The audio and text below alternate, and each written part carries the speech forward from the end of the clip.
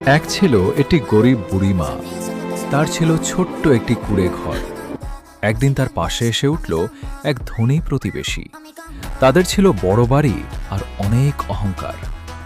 প্রতিবেশীর ছেলে বিট্টু আর তার দুষ্টু বিড়াল একদিন মিলে বুড়িমার কুঁড়ে ঘর ভেঙে ফেলল। তারা দাঁড়িয়ে দাঁড়িয়ে হাসতে লাগল আর বুড়িমা কাঁদতে লাগলো একা।